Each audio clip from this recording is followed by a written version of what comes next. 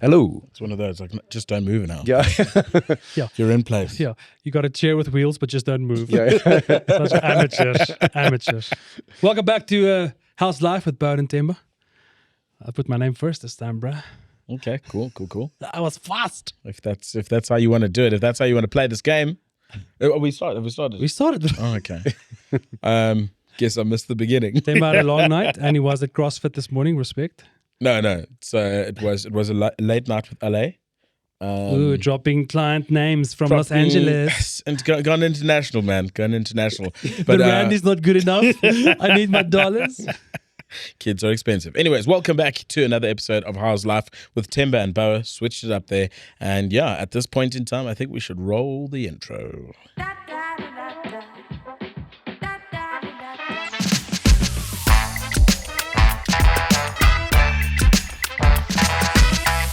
Okay, ladies and It's a rough start today.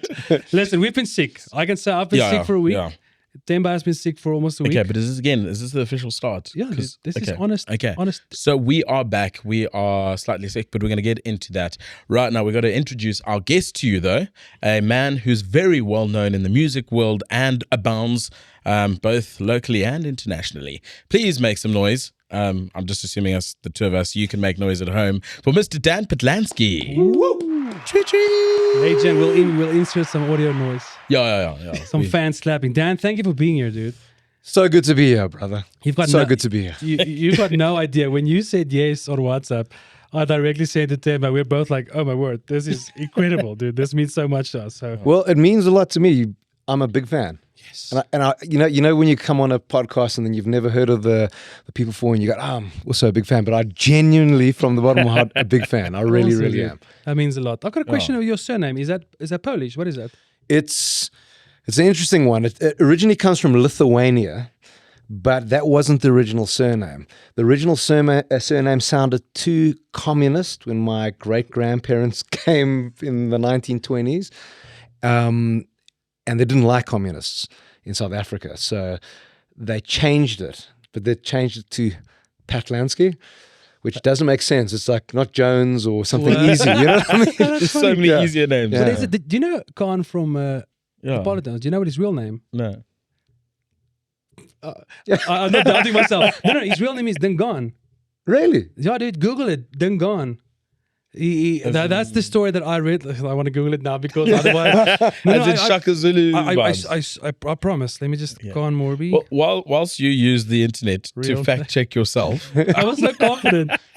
Yeah. The Polydowns originated in Johannesburg, never mind. When Khan Morby born, Dungan. This story, it's got something to do with history or experience like history or something, but I promise you. Dungan. As full on. Wow. Yeah, dude. Okay. It's incredible. Okay. Well, the reason we're here, though, is to talk things other than... I want to come back to the names thing just now, though. But I think the most important question to kick everything off is, Dan, how is life, man? Right now, it's pretty good. Nice. Kids have gone back to school after a little holiday, and I've got two, and it is intense. Yeah. Like, trying to work from home with two kids who are amped to be on holiday, super amped to be on holiday, but are bored out of their minds. Yeah. And are just constantly clambering all over you and like weeping and crying and bored. So schools have gone back, so times are good for me. You know what I mean? It's like I feel like got your good, days back. Yeah. I can completely relate to that. So one thing we briefly chatted about, you saying this space, and you say you've got a home office kind of thing. I've had a home office for like the longest time, kind of when I was building up everything. It made sense to work from home cost-wise and everything. But also got two little ones now. And it's just, I'm so tired of coming in and finding a lens or a cable they won't play with any of their own stuff. Yeah. But they will find a gimbal. They'll say, I've just moved everything that I own that's special to me. It's here at the studio so that they can roam free at home because it's chaos. You're right, because it can also be an expensive little play date you know what I mean? Just lenses and, it's rough. So I know this sounds terrible, but I lock my little home studio office when I leave. Oh, you got to. Just because if my kids are at home, it doesn't matter how many times I say, just rather don't go in there. It's boring. It's that. I'll go in there and all they hear is don't. All they hear is I'm going to find the key. Yeah. When you say don't go in there, it's boring. They hear the most exciting place you've They ever hear been. Golden Reef City. It's Golden Reef City in there. Thank you for the sponsor, Golden Reef City, by the way. Free tickets to everyone that watches the show. Yeah. So you've got your time back, and I'm sure it's pretty. Kids are crazy demanding though, man. Like They are. Leave them alone. You know, and there's that guilt, I think. The thing is, it's like you want to be a great parent and you want to give your kids the time and you want to give them experiences and stuff like that. But it's also at the same time, I've always got to remind them, it's like, you're on holiday, I'm not. Yeah. And I know, because in my kid's mind, and I think in a lot of people's minds as being a musician, it's like, what do you do all day? They're like, you know what I mean? You just like jam. It's like, oh, but you know, like you just hang out all day. And and it's not, you like, you know, you're obviously running a business at the same time. So you know, I tend to start my day with like admin and the boring stuff like the emails and show bookings and contracting for shows and all that and logistics and flights. And then, you know, if I'm lucky, like after lunch, I can actually be creative and practice, write, record, or whatever is on the cards. So I've got to keep reminding my kids that, you know. And then when it comes to the recording side of things, so I got a Patreon teaching thing that I started in lockdown. Where I record lessons and, you know, people subscribe and it's doing great. But I got to shoot 2 lessons every week. That's how, you know, people expect 2 lessons a week. But my home studio is not exactly soundproof. So, you know, I mean, I've done my best with bits and pieces on the thing, but, I don't have like a proper studio soundproof door and double walls and all that sort of stuff. So when my kids are on holiday and you're trying to do a lesson, and then all of a sudden you just hear someone weeping in the background because they didn't get the TV remote or whatever it is, and you got to start from scratch again. You're like, and that's the tough thing, you know. Yeah. But it's I also remind myself and listen. Now we've got a almost a 2-year-old now, and like you can only be the best parent if you're living your best life as in you pursuing your dreams. Like I know the guilt thing you get when we put Lyric in a creche. We're like, oh flip, man, are we doing the right thing? We're not being there for her, but you also need to pursue your dreams, pursue music, whatever we're doing. And that's what you want to install in your kids. It's like, listen, guys, daddy's going to go for his dream. He loves acting or making films, whatever. But if he's the best version of himself, he can be the best father for you. Yeah. So I remind myself that. But I understand totally. I don't have 2 kids. You both have 2 kids. I've got 1 child. And even for me, it's like, my lower back. I had to up my medical aid last month. Just my lower back is freaking murder. My shoulder up. All of a sudden, I've got a tennis elbow from picking up a daughter. But it's so true. Like I've said this to my wife a couple of times. I said, yes, you want to do everything that you can for your kids, but you are your own person at the end of the day. Like that's it. And otherwise you become one of those people that's like, I gave my whole life to you. And then like, why are we having this conversation? It's resentment. Just, exactly. You wanted me. You wanted me. Why are you giving a throwing me shade? You wanted me. I think that's so true. I actually saw some guy on some of the other like Instagram clip or something saying, and it was so true, is like, if you want to be the best parent to your kids, you first should come your wife and like the stuff you love, because that just makes you stronger. It makes your family unit stronger. You know, like if you, so what he said was, instead of going to watch your kids, he used the American term like baseball game. If you've got the choice between the baseball game or taking your wife out to dinner, you should take your wife out to dinner, because at the end of the day, if that bond is strong, it's going to mean a lot more to your kids than going to watch their baseball game or their rugby game or their cricket game or whatever the case is. Yeah, that's a tough call to have to make. Was music always the decision, or was there something else on the table that you had to decide between? By default, I think it was always the only thing, because it's all I kind of did in high school. You know, like I played, and I never thought it was it would have been a reality or a possibility, because it's like I want to go to LA and become an actor. You know, like everyone does. And especially picking blues. I didn't do myself favors here. Didn't do myself favors picking this very niche thing. But what happened is I didn't study anything after school. So I finished school, just scraped through school because of the guitar playing thing. It really was. It was like it consumed me, the music thing. And I just did that just enough just to bump over Yeah, over to the next grade. The South African 1 point story. yes, Just just 1 point. That's all Angie you need. Mochecha model. 33. I need 33, baby. I need 33. So because I didn't have, everyone always says when you want to become a musician, it's like, you should have a backup plan. Yeah. Like you have like a degree in medicine or a law degree or something. So you got something to fall back on.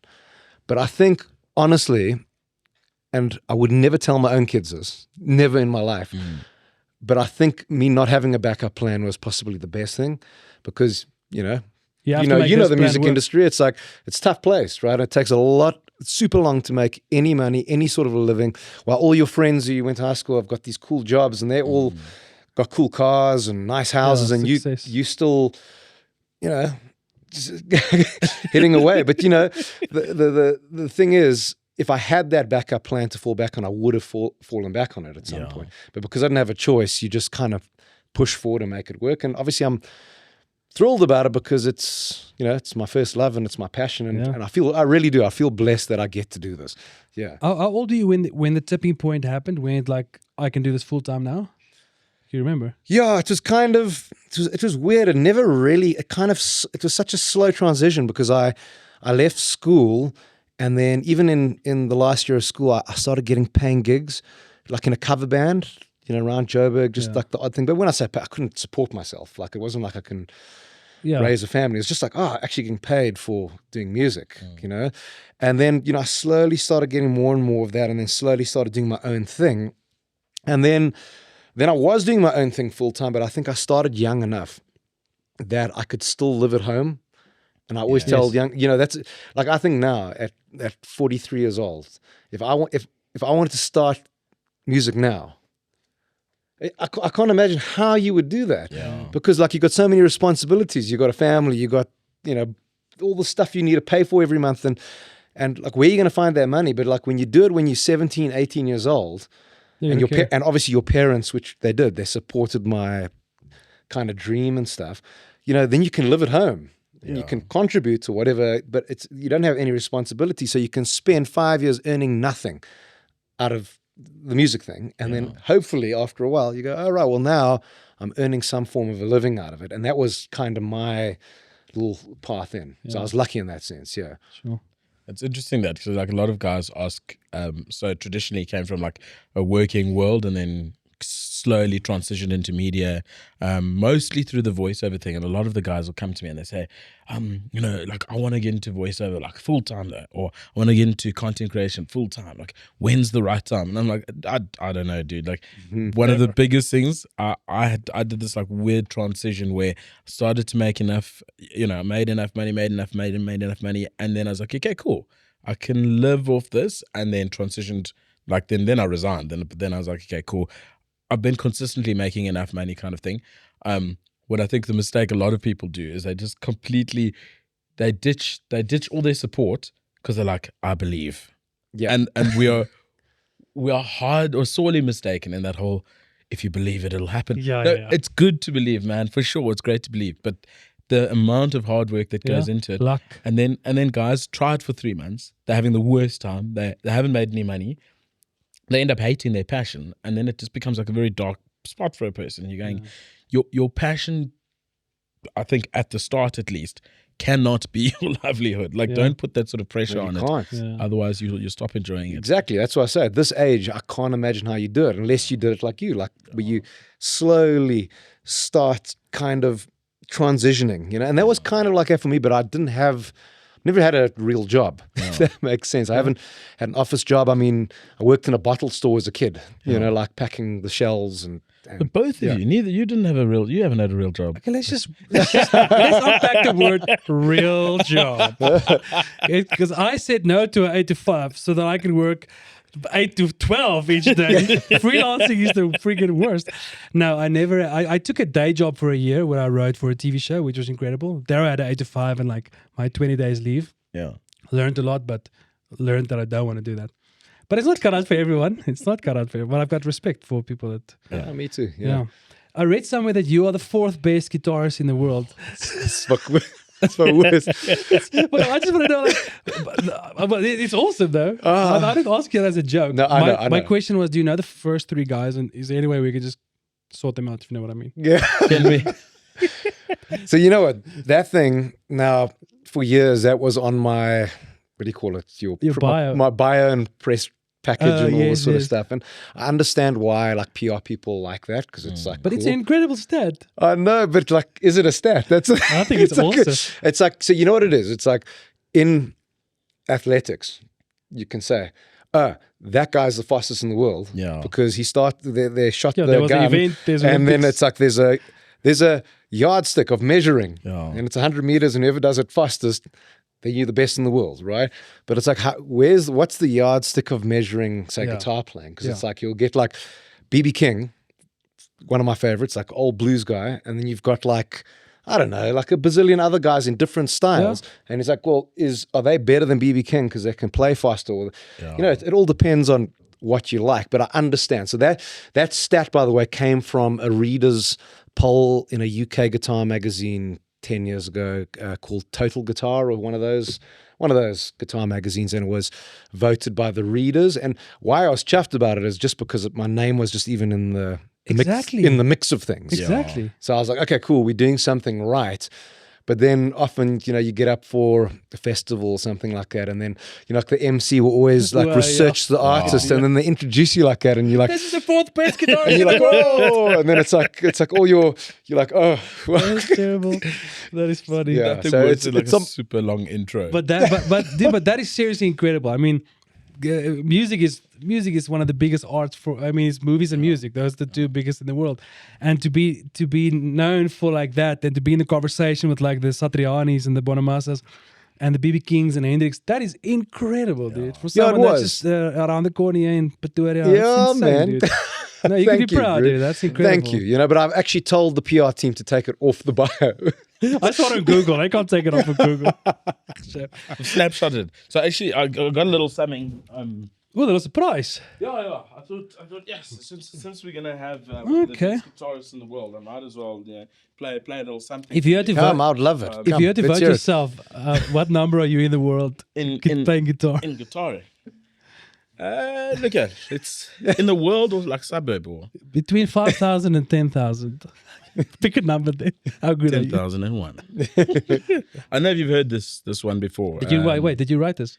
Yeah. Look at it's been plagiarized to death, but you know that's how good work goes. So it goes something like this.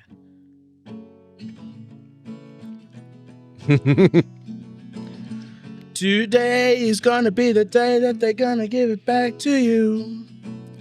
Sometime I forgot the When did lyrics. you write that? Yeah, that's beautiful. Listen, I wrote it quite a while ago. Was it in the and, 90s perhaps you wrote that? Yeah. Is it about a all water? I know is that it was taken by a UK Two brothers. yeah. The Facebook, the same guys that took the Facebook brothers. Pretty much, that's my story. It's a Facebook story, and I'm just trying to rebuild. But That's the correct platform for that. no, I just thought if there's one thing I'd love to do is attempt to play Wonderwall for you. No, tell him what 'cause- happened Yeah, in PE. yeah. No, but funny enough, this is the first time we're properly meeting, I think. But once upon a time, and on a blue moon somewhere in PE, I used to play in a little 3-piece band kidding called me? Written in Scarlet, and we got the privilege of opening for you. At what venue was that? It was a venue like in the CBD, like down. I forgot the name of the venue, like a little downstairs. It was one of the newer spots. Isn't that Pool City, that pool place? No, it wasn't. Was Pool it like the City. Bay Hotel or the Bay? Like in that row kind of thing. So we had this little 3-piece band, and I played percussion. So like for the longest time, yeah. was it a basement venue? Yeah, not like basement, but it's like ground level. I've got the picture somewhere. I'll find it. Please show me that, man. That'll bring back so many memories. Yeah, like I've So we've snuck met it into places. before? Yeah. No, for many years, people have heard about. I know Dan Patlansky. I've opened for him before. Actually. We all have a little claim to fame that we'll ride. So. But did you start in church music? Were you a worship singer? I want to say yes and no, but worship singer, when you see a black guy, I think you get a very different image. What do you mean? Because like worship singing, like it's like you almost think gospel all the time. I mean, like, were you in a church band? Yeah. Like we did like the whole Hillsong Okay. Foundations kind of vibe. Not the Kanye West, the Sunday parties. Not good morning. No, just kidding. That's incredible. That vocal range. Were you part of a church band? I know, like the majority of like Afrikaans, because the only place, if you like music, if you don't have a school band or your buddies decide to start a band, garage band, the only place to start is at church. And like the whole Frans van Kirk, the whole Fokker Polisikar, Jevels, all those guys started in the Antwoord even, I think. Not Ninja. I don't think Ninja was rapping gospel lyrics, but I think what's your Lani Visser? Her father's a pastor. So the whole church setup is like a place to get going. Were you ever started that? Were you ever part of that stuff? I'm Jewish, so I never did the church thing as a kid. Not that I'm an Orthodox Jewish guy. I'm Jewish, if you know. Yeah. You know, but you know what I mean. It's like, so I didn't grow up in the, but I know that's a big kind of start off place and a big, what do you call it? Like, I'm looking for the word now. It's like the grassroots of a lot of music. Yeah, because it's a place where you can just jam, at least learn the instrument. Even if you don't, if you agree or not agree with the faith, I'm here for the music. Yeah, I don't care what the lyrics is. And no one will tell you that solo. you're bad or good or something, so you can kind of practice to your heart's content. Yeah, it's beautiful. Yeah, that's deep. Shout out to church band. Do you still practice every day? Is that a thing? I try to. Damn. You know, with kids it's tough, as we've been through that already. But you know what I find? I practice more if I've got stuff coming up, like a tour coming up and shows coming up, and obviously less if I've got like a month off. But I find if I don't, you kind of get onto the first gig, the first couple gigs, and it kind of feels like you're wading through syrup. You know, it's so hard.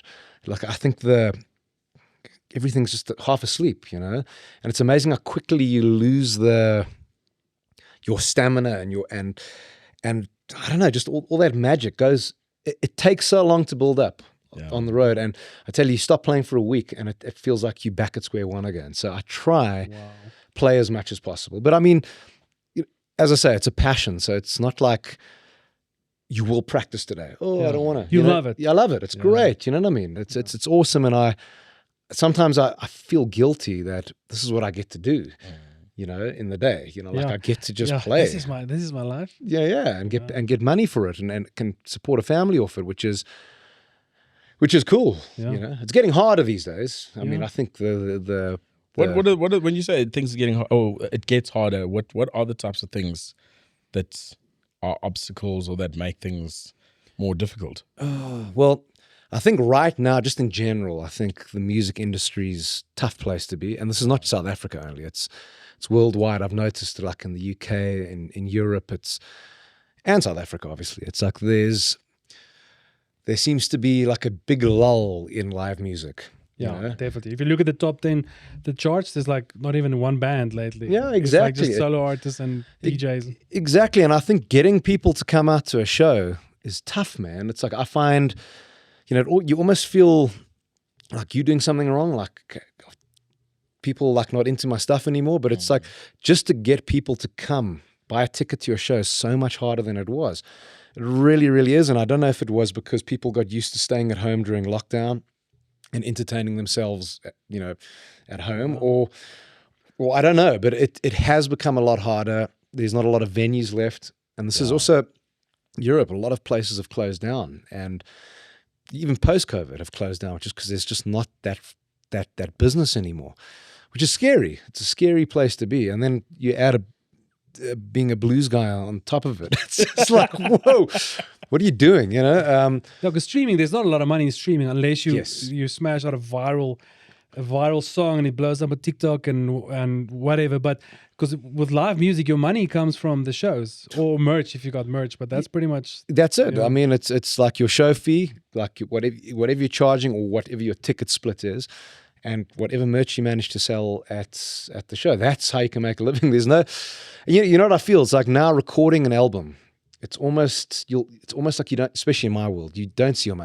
Yeah. It's not, you know, you'll go spend like a lot of money on this album and it's great and you're proud of it and you have to do it. It's not like, well, I'm going to stop recording albums. You got to. Yeah. It's what you are. But, you know, in the old days, you used to have physical product still. And I mean, people in the blues world, people still buy physical product because it's a much older audience. So I always say, like, if I had to tell my father, I've got a new album out, you can just go onto one of the streaming platforms and grab it. He'll be like, what? Yeah. You know, he wants like a thing in his hand. He wants a disc that he can put into the car. It's like purists. Blues fans are like purists. Yeah. And like vinyl's a big thing too, but still, it's halved. Like that is halved. But you know, before the streaming thing came about, you could really earn your money back on an album like quite quickly, because you would sell, even if you weren't in the retail music shops, you could sell at shows, and you would sell a lot at shows because, you know, it's the only way people could get your music. But then I think on the flip side of the coin, I think even though you can't earn a lot of money you can't earn a living out of the streaming thing, it is a fantastic thing to get your music released worldwide instantly, and anyone can listen to your music anywhere. And I mean, that's pretty cool. Yeah. I think it's one of those things lately when I was still doing music a lot more than now. Writing a song and releasing a song for me was like throwing a little 5 rand into a slot machine and like hoping you'll strike gold, meaning it's either gonna blow up, people are gonna love it and start sharing it, and it'll be a TikTok trend or whatever, or it just falls dead in the water because there's so many songs out there. So it's so difficult lately. I feel it's easier and more difficult because you got cell phones, you can make a quick little video, so it's easier to get recognized. But it's also the amount of clutter that gets released. Yeah, it's so much, and to stand out. But we also like super spoiled. As an audience, we're super spoiled. Like talking about the vinyl or the cassette or something, and I think I might have even spoken about it before. But I remember my first disc, and it had that little leaflet page thing, and I read that thing, and like I knew the timing between the tracks. Like you know everything about that album, and maybe you knew 3 songs at the start of it, but you brought the whole CD. So you know you listened to it through and through and through and through and through, and that's how you fell in love with a musician or a genre or whatever kind of thing. And I think now with the streaming, because I'll just listen to one of his songs, and then I'll pick one of those songs, true. and then I'll get one of this. And you know, for me, like there's that art form of playlisting an album. So which song comes first, which is second, like and a story. the story. And but you know, people don't listen to albums anymore. They'll listen to like, I heard this one song off that album, and they'll go, oh, there it is, bam. Okay, now I want, as you said, now I want that. But you know, there was that thing of going, you buy the album, now you only know 1 or 2 songs, but you bought the bloody album now, so you're going to listen to it. So you pop it in, even in the car on your hi-fi in the lounge, and you listen to it from beginning to start. And that's kind of like, I always see it as like how they put a movie together, right? You know, it's got its ups and the downs, and it's like, you know, the bombs going off at the end and the big scene, and then little love scene in the middle. You know, that's what putting an album is like. Essentially, what we're saying is it's super disrespectful to only watch or listen to your favorite tracks. You should listen to the whole thing, because you wouldn't watch only the highlights of a film. You won't watch the first 20 minutes of a film, would you? Unless it's Twilight, Themba's favorite series. So we established on the previous episode that I don't know too much about Twilight. You don't know much about Twilight I love either. Twilight. I almost bought a Volvo because of that vampire. Okay. That guy's legit. Dan, what are your favorite shows to sink into when you're not chasing kids or practicing? What do you mean, like series and stuff like that? Well, how do you entertain yourself outside of music? Well, you know, it's weird. Like, you know this. I know you know this. Like, to get anywhere near a TV when you've got 2 kids, it's like it's insane. You know, so we tend to have like a little window when the kids go to sleep at night, and then whatever we put on, like I think as the title comes up, I'm like out, you know. And my wife seems to be able to stay awake a little bit longer, but we do weird stuff, man. Like I don't want to, when I'm going to sleep, I don't want to watch something too compelling, because then I don't sleep. And I'm like, oh, this is freaking awesome. That's like I'd rather do in the day. So we tend to do, I don't know if you ever remember. But there's an old school one. It's called Forensic Files. Okay. And there's about 4,000 seasons with about 4 million episodes per season. I don't think you can ever get through the whole thing. And if you miss it and you fall asleep, it's not like you rewind and go, oh, I needed to know what happened. I know it sounds terrible because it's about murder and all this stuff. But you're like, on to the next, you know? And you just, I don't know why that's a thing. You're like in bed, safe and sound, and there's just murder and chaos we happening watch on we TV. watch a lot of that true crime stuff, and like it's little bite-sized stuff, and it's Before you go to bed. well, no, yeah. Well, it is prior going to bed, Okay. but not like right before. But yeah, my missus loves that stuff. It makes me panic a little bit, but it is funny. And I think what fascinates me about that stuff is like human psychology is just incredible, man. Like you watch all these things, and it's almost the same blueprint each and every time. But yet, yeah, I don't know how as humans we don't understand ourselves properly yet. Did you guys watch Murder, She Wrote? Oh yes, Oh, Angela OG. Lansbury. Angela Jessica, Lansbury was what is it? oh yeah. On the typewriter. Yeah. Yeah. What is her name? Angela Lansbury was her real name. Yeah, remember it was her name. Jessica Fletcher. Jessica Oh, Fletcher. man. it. That was the OG. She's the OG crime. Like all these new shows, True Detective, all these people. Matthew McConaughey, those guys know nothing. Sherlock Holmes knows nothing. When they bring Angela Lansbury to the scene of the Dude, crime, Angela you know it's about Lansbury to would be. have sorted out the Tabu Baster case. The what's a Bafana goalkeeper? But that's the next video we need to do. We need to get Angela Sorting out South African crime. Angela Lansbury on the scene in South Africa. Just sorting out every second corruption thing. She comes in with a typewriter. Where can I plug this thing in? There's no electricity. Sorry, Angela. So, wanted to chat quickly about fans and fan bases and that sort of thing. So one thing we've chatted about a couple of times, and I find quite interesting. A lot of guys will see like maybe me as an individual, they'll see my stuff and they go, dude, why don't you have more followers? Like you should have millions of followers. And at one point I was like, yes, you're right, I should. And then I kind of backtracked and I realized, like with my interactions with the people that do follow the stuff that I make, I'm like, these people are actually genuinely they genuinely enjoy it. Like they are, I hate the term followers, but you know, they subscribe to the idea kind of thing, which means a lot to me. So the little group that I have, I know are invested and they know what I'm about and everything. And if I had like 100 million more, I feel like I'd just have so many more problems, or not problems, but yeah, I don't know. I just think it's so much more valuable to have like a true fan base kind Big of thing. time, without a doubt. Yeah. I can definitely relate to that.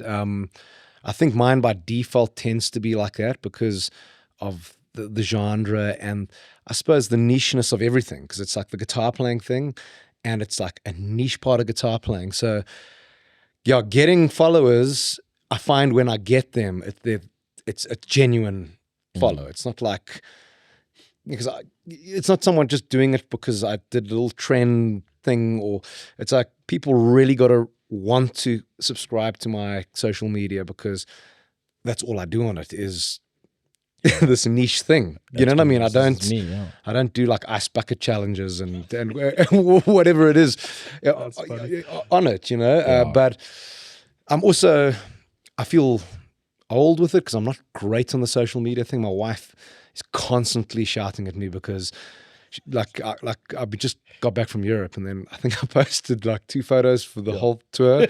I'm terrible.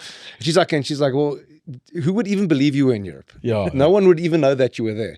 And I was like, yeah, but I'm gigging, and like my first reaction is never to go, let me take a video of this, or let me take a picture of this. That'll be great for the thing. Afterwards, I'm always like, I should have taken a picture of that weird thing, but I never think of that. Yeah, it's work. Yeah. It becomes work, dude. You have to like either just go with it and go, listen, social media is part of it. You have to sit down now for an hour, post on all the platforms, write a little caption, and it's an hour out of your day.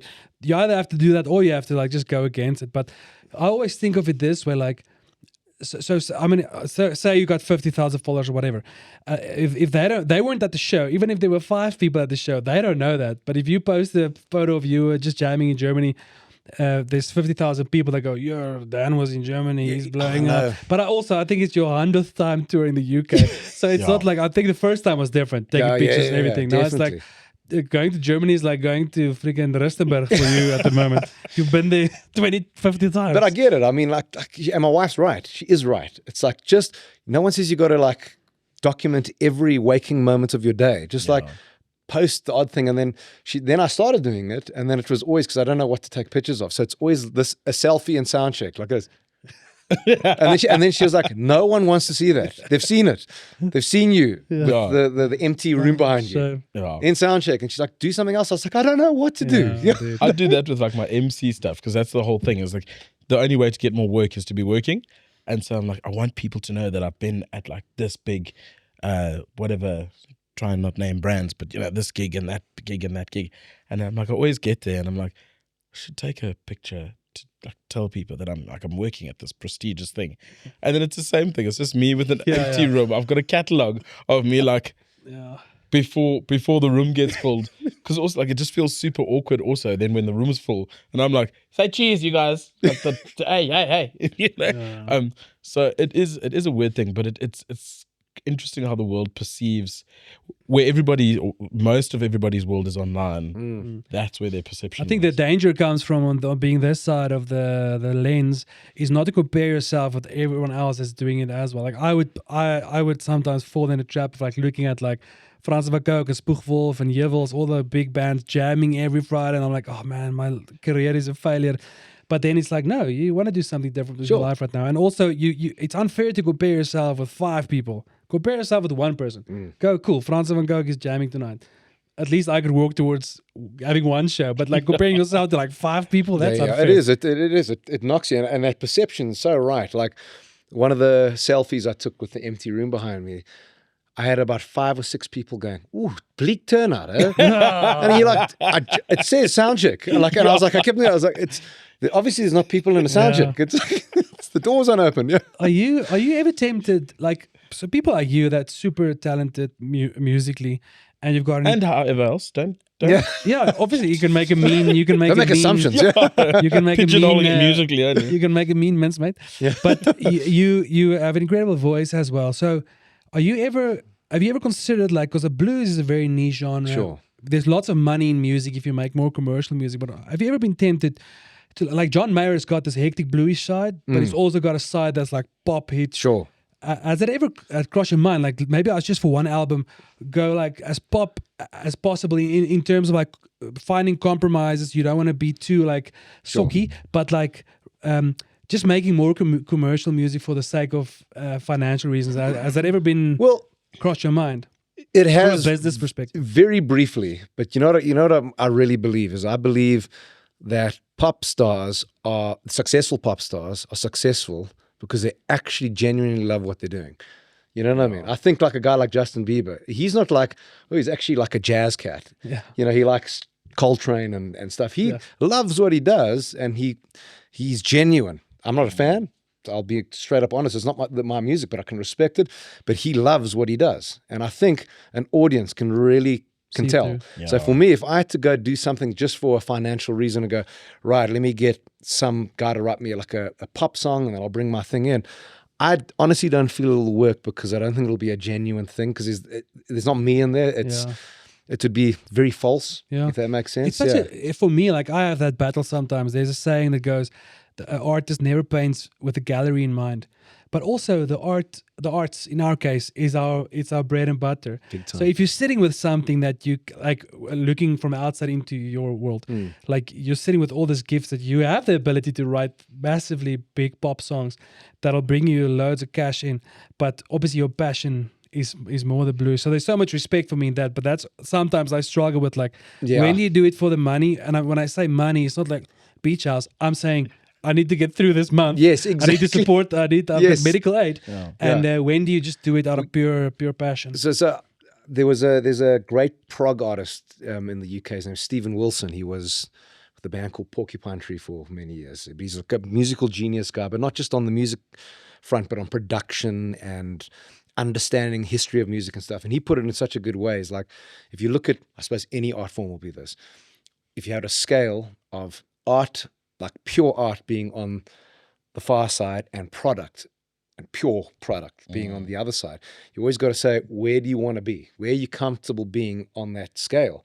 So, you know, like obviously a product being something like a boy band that was chosen by a record label for their looks. Their songs get written for them. They get dressed. They do nothing. They're just like almost robots to go, you go do that now. And it's a product, and everything from the live performance to the albums And the far art side would be like out there free jazz where one guy in the world streaming your thing and your brother or something, you know what I mean, or whatever. And for me, that puts it in a great perspective. Is like, yes, you got to think about it in the business because money gives you creativity. Actually, it gives you that creative freedom. If you've got money, you can do what you want. You can do what you want. You can release whatever album you want because it's not about the money anymore.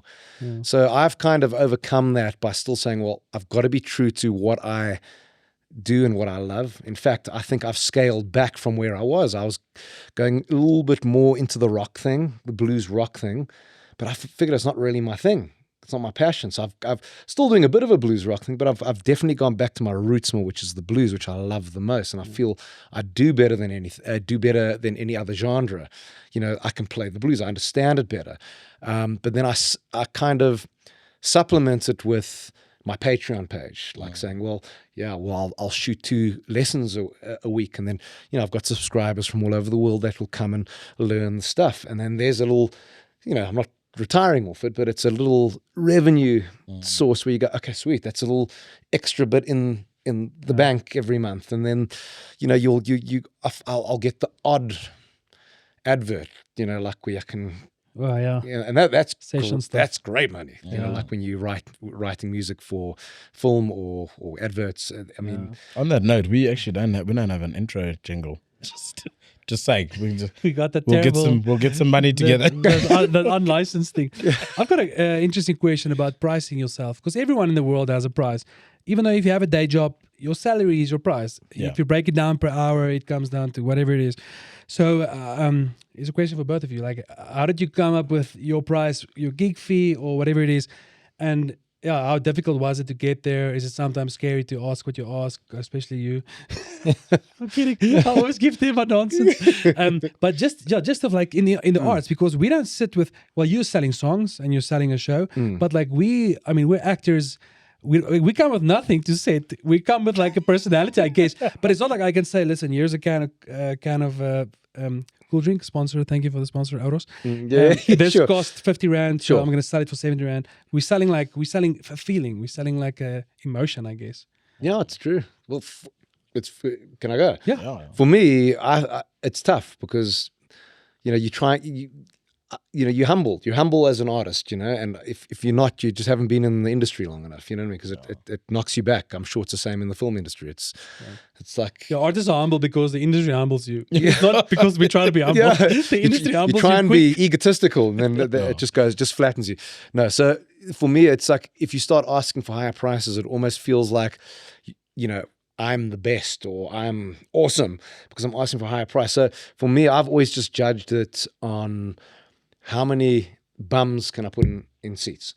Because that's that's for a show. That's all they care about, really. So for instance, obviously you want the venue to make money because without them making money, why would they even be there?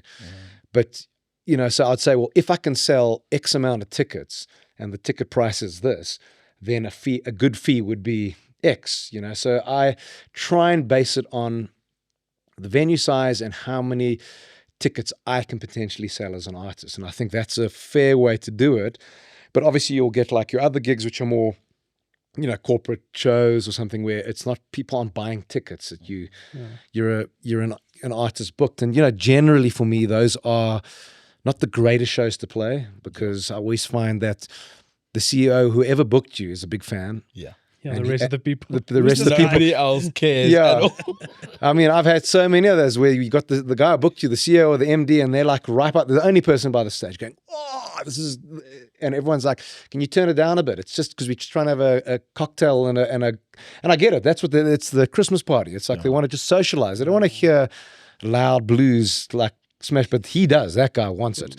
And so it's for me, those I would charge almost. It's almost like danger pay, like a little bit of pain pay, because it's not going to be, you're not going to leave there going, well, my soul is soaring from that awesomeness. Yeah. You don't get that euphoria that you'd get if you were in a room like full of people who are there to see you kind of thing. Like I get that a lot with like comedy, and you get booked for a corporate comedy gig. and no one. There's 6 people that have seen you. The CEO digs you, and then the rest of the night it's people introducing you to people, going, "This is Themba Robbins. Do you know him? Do you know him? Oh, yeah, you've got to watch. Let me show you this funny video." The audio. And I'm like, guys, what am I supposed to do whilst you two like? I can't just stand there, but also can't walk away. But in terms of how do you navigate that costing thing with yourself? I hate doing costing. I hate doing costing. So I suppose that's what management's for, really. Yeah, and I don't have that at the moment. Okay, so you're doing it yourself. Listen, my good man. Speak to me. No, Themba wants to tour again. This is where this is going. Listen, I got an opening act for you. Literally, I've gone through that phase of my life where, kind of to make ends meet, like I did everything, and I was like a yes man to anything and everything. And again, to your point that you said earlier, lots of people go, "Oh yeah, yes, it's so nice that you just get to chill all day." You're like, no, I'm busy trying to make sure that each and every one of my revenue streams is going to bring something to the table this month, kind of thing. And then I sort of very recently, and I was playing golf with Dave Livingston. Not yesterday, day before, can't remember, one of the days, and he was saying to me, if he ever wrote a book on comedy or entertainment, he'd say rule number 1 is know when to just learn how to say no. And like that's been my biggest problem, because I can say yes to everything, and I actually only need to be doing a handful of gigs, and having kids also changes that completely. Because I used to go, well, I'm not doing anything on that Tuesday now, so I'll come out for the pittance kind of thing.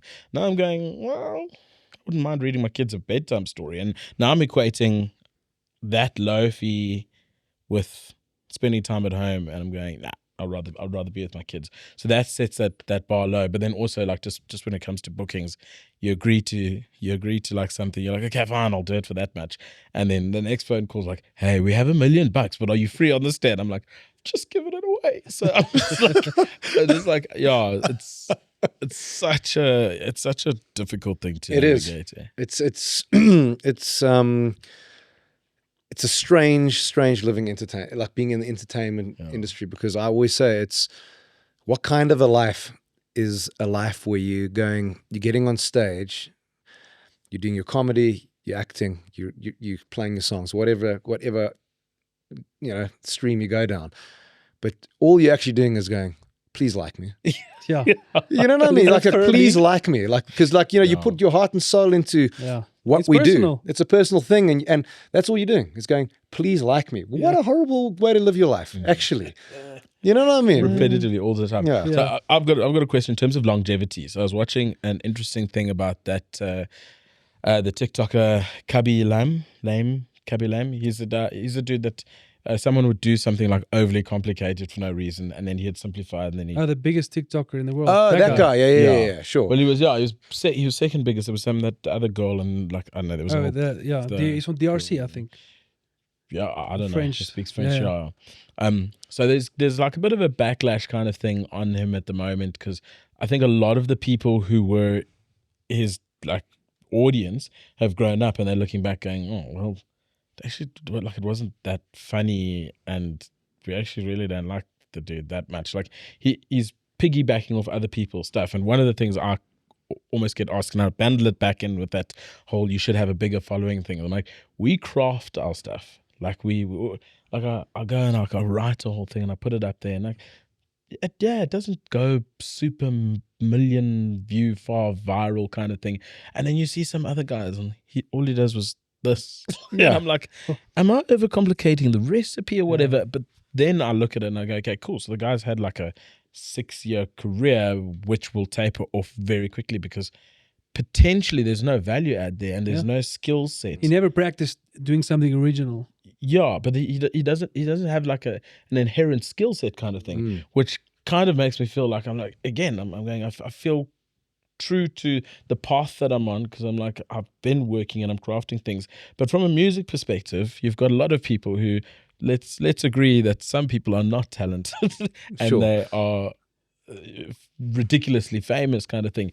Do you have feelings towards it? Does that make you think about it? I think you hit the nail on the head. You said these guys are that guy, this is how you do it guy, right? Yeah. Went massive, and then it tapers off. Yeah. And I kind of feel that's the same thing. I think if I compare, like, say, whatever's current and whatever is selling, whatever's the now thing, you know, I always think to myself, those artists are making a ton of money, but they've got to make a ton of money because I think their careers have a window, because it's about what's happening now, what's in flavor at the moment, what's the flavor at the moment. Where my thing is like, you never make tons of money, but you have some sort of a longevity in your career. And, you know, like when you talk the blues, it's never been a pop genre. It's never been the pop thing.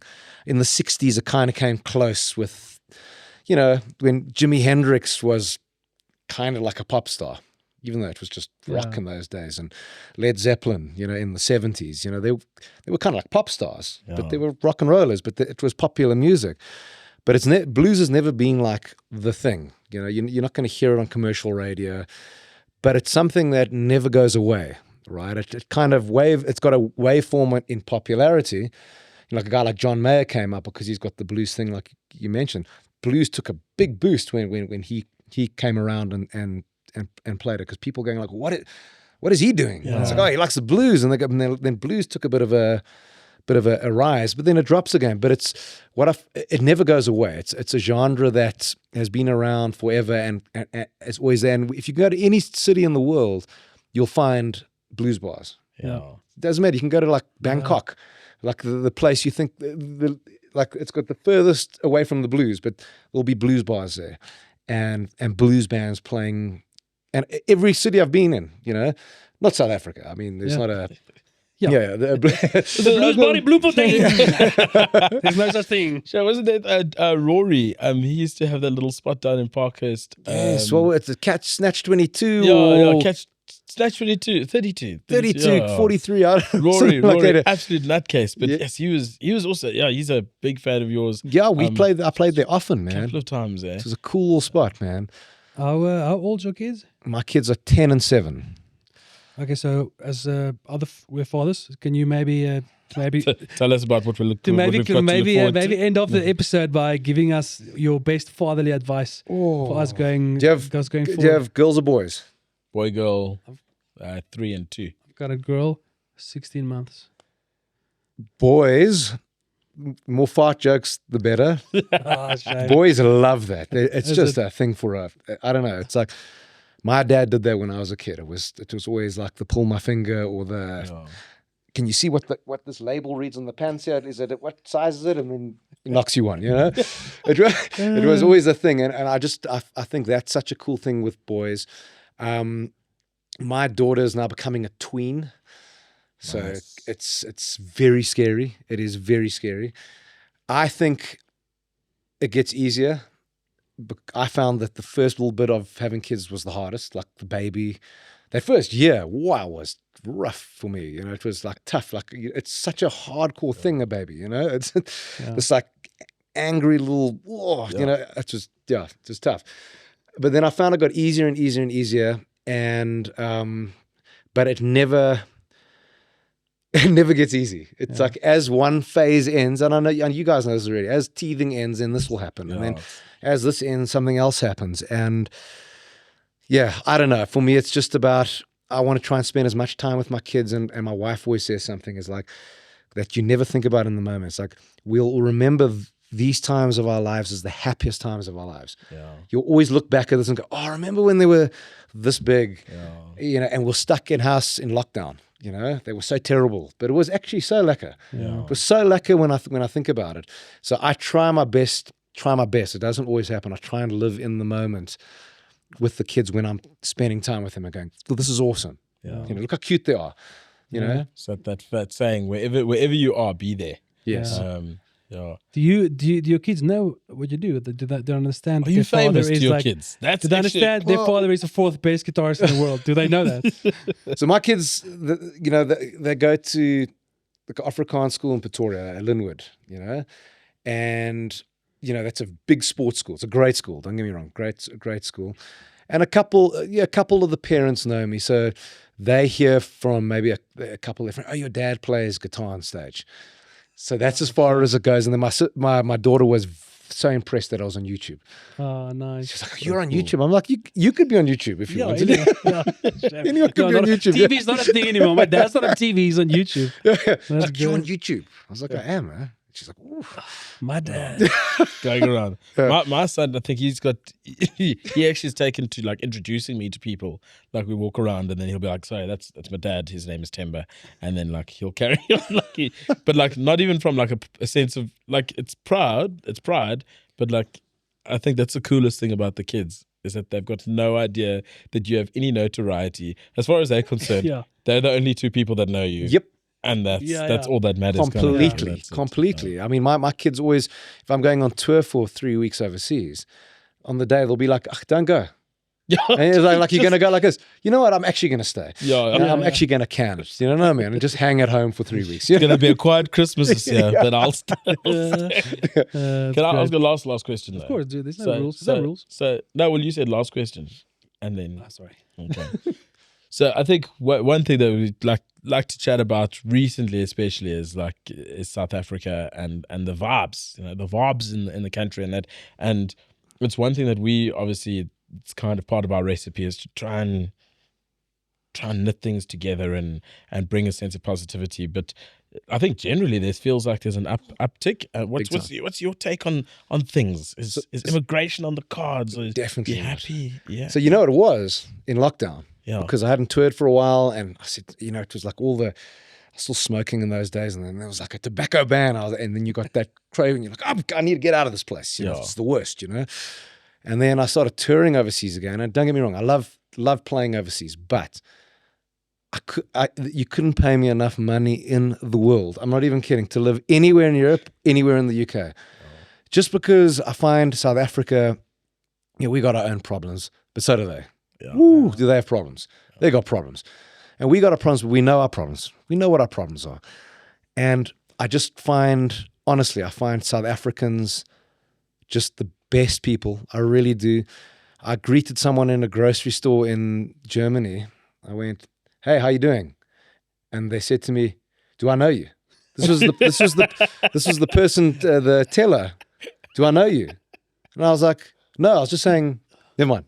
Just here's my money." Just That's amazing. And that's that's a South African thing. It's like when it doesn't matter if you know them. You're like, "Hey, how's it? How you doing?" And they go, "Yeah, I'm fine. How about you?" "Good." And then you carry on. It's and then it's just I think everything about South Africa I love. I really do. I think we got the most vast landscapes and the most diverse landscapes in scenery in the world. Yeah. We have the best beaches in the world. I've been to plenty of beaches. Nothing compares to that. But it's the people for me. It really is the people that no other country or nation can compare to. And I'm saying it as a South African and someone who grew up in South Africa, but I miss it so much. When you're touring back and you're at the Dubai airport and you get to, you've flown from London or Amsterdam or wherever, and you get there, and then you get to the Joburg gate. There's all the South Africans. And then it's like you check out, it's like Boerewors' Baas shirt, and you're like, yes, I'm back. And you've only been away for 3 weeks, but it's just so nice to see South Africans again. Like, yes, I love it. There's something is in the water at the moment. The water's almost up, but there's something in the water. Running out of water. And then the last thing. You got Dan Patlansky. Do people ever butcher it? Because I often get asked with your name, where people are like, "Is it Bouwer? Is it Bouwer?" And then for some reason, people just either will call me Themba Robbins, or just Robin, or just. Does anybody ever butcher? I just want to say, everyone comes to me like, "Yeah, that Tabu friend of yours, that guy's funny." It's like white people only know one black name, and that's like Tabu, or like African name. It's like, no, his name is Themba. Anyway, all the time. I get called Pat. So they're like, "Oh, no problems, Pat," and I'm like, "That's part of," and I'm like, "I'll take it, Pat it is." No. Good chatting though. Yeah, Awesome. Thanks for being on the show, dude. Thanks for saying yes. Thanks for thanks for the invitation. It was a lot of fun, guys, and a great chat. Thank you. It's an honor. Awesome. So I guess we will close it off. I'm going to go practice Wonderwall because I'm going to nail it and perform it for Dan. But till then, It's been another episode of How's Life with Themba and Bouwer. Bouwer and Themba.